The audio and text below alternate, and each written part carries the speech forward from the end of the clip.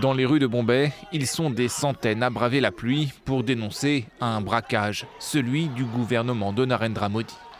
Le mouvement de contestation des cafards se répand désormais dans plusieurs grandes villes indiennes, après avoir éclos à New Delhi. La principale revendication est la démission immédiate du ministre de l'Éducation.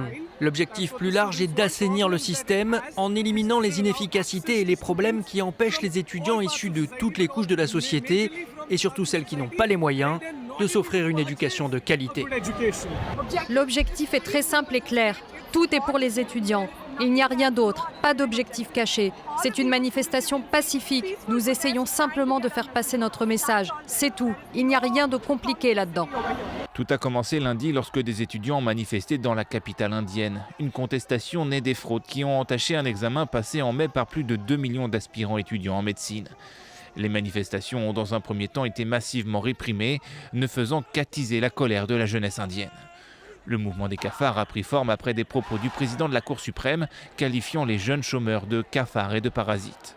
Il est aujourd'hui soutenu par plus de 20 millions de partisans sur les réseaux sociaux.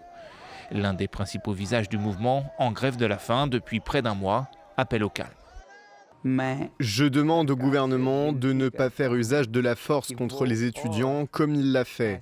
Deuxièmement, je demande de ne pas les blâmer ni d'engager de poursuites à leur encontre en déposant une plainte officielle pour les harceler par le biais de la police ou de l'emprisonnement. L'opposition a apporté son soutien au mouvement, exigeant la démission de Narendra Modi pour avoir détruit l'avenir de la jeunesse indienne. Pour ramener le calme, le Premier ministre a promis de son côté de punir les responsables des fraudes aux examens.